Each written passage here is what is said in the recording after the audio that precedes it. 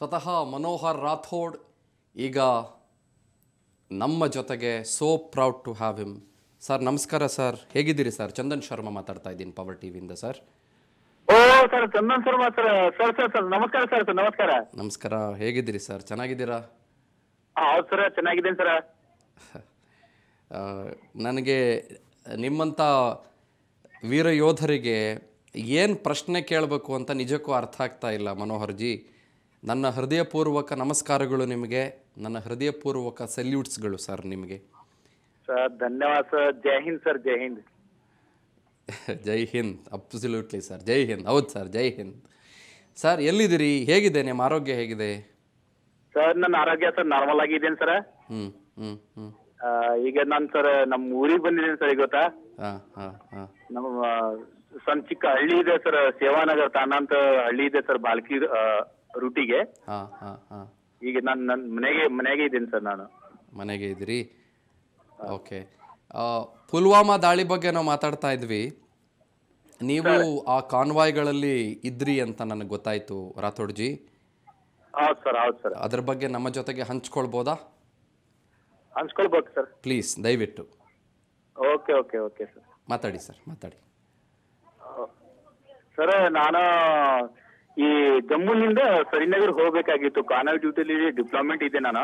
ಹಾಂ ಹಾಂ ಅಲ್ಲಿ ಏನಾದ್ರೂ ಒಂದು ಎರಡೂವರೆ ಸಾವಿರ ನಮ್ಮ ಸೈನಿಕರು ಇದ್ರು, ಎಲ್ಲ ರಜಾ ಕಟ್ ಮಾಡಿ ಟ್ರಾನ್ಸಿಟ್ ಕ್ಯಾಂಪ್ ಅಲ್ಲಿ ಜಮ್ಮುಲಿ ಇದ್ರು ಅವರು. ಹ್ಞೂ ಮತ್ತೆ ಅಲ್ಲಿಂದ ನಾವು ಕಾನ್ವಾಯ್ ಡ್ಯೂಟಿಲಿ ಇಲ್ಲ ಬಸ್ಗಳೆಲ್ಲ ತುಂಬಿ ನಾವು ಹೋಗ್ತಾ ಇದ್ದೇವೆ ಕಾನ್ವಾಯ್ ಡ್ಯೂಟಿಗೆ, ಶ್ರೀನಗರ್ಗೆ ಮೇಲ್ಗಡೆ.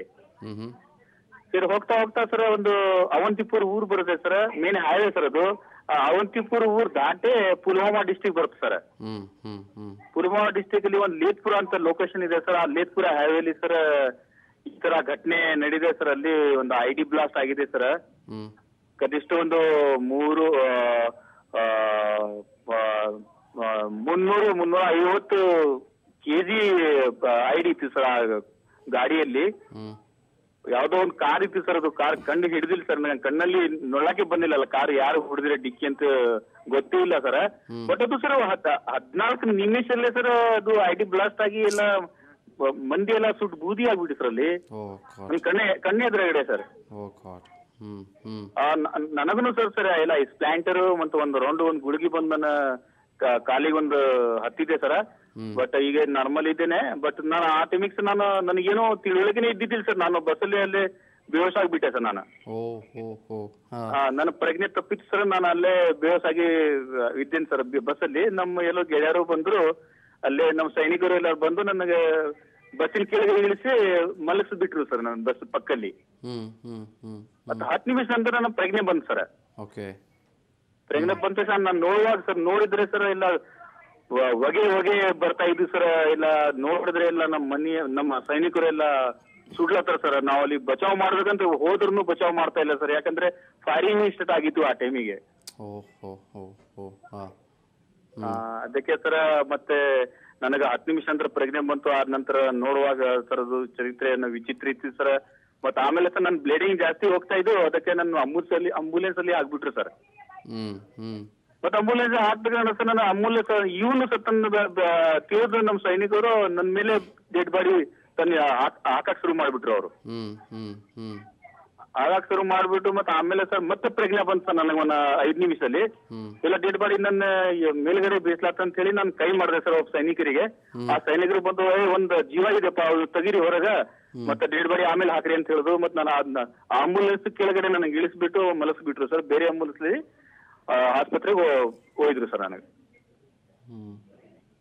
ಅಲ್ಲೇ ಚಿಕಿತ್ಸೆ ನಡೀತೀವಿ ಸರ್ ಹಾಸ್ಪಿಟಲ್. ಒಂದು 14 ದಿವಸ ಅಡ್ಮಿಟ್ ಇದೆ ಸರ್. ಈಗ ಸರ್ ಮೆಡಿಕಲ್ ರಜೆ ಬಂದಿದ್ದೇನೆ ಸರ್ ಮನೆಗೆ. ಅಲ್ಲ ರಾಥೋಡ್ ಜಿ, ಹಾ ಸರ್, ನಿಮ್ಮ ಧ್ವನಿಯಲ್ಲಿ ಇಷ್ಟು ಆತ್ಮವಿಶ್ವಾಸ, ನಿಮ್ಮ ಧ್ವನಿಯಲ್ಲಿ ಎಷ್ಟು ಧೈರ್ಯ, ನಿಮ್ಮ ಧ್ವನಿಯಲ್ಲಿ ಎಷ್ಟು ಛಲ, ನಿಮ್ಮ ಧ್ವನಿಯಲ್ಲಿ ಉಗ್ರಗಾಮಿಗಳ ಹುಟ್ಟಡಗಿಸಬೇಕು ಅನ್ನುವ ಎಷ್ಟು ರೊಚ್ಚು ನಿಮಗೆ ಸರ್. ಎಷ್ಟು ವರ್ಷ ಆಯ್ತು ಸರ್ ನೀವು ಸೇನೆ ಸೇರ್ಕೊಂಡು? ನಾನು ಸೇನೆ ಸೇರ್ಕೊಂಡು ಸರ್ 19 ವರ್ಷ ಆಯ್ತು ಸರ್. 19 ವರ್ಷ? ಹೌದು ಸರ್. ನಿಮ್ಗೆ ಎಷ್ಟು ವಯಸ್ಸು ಇವಾಗ? ಈಗ ಸರ್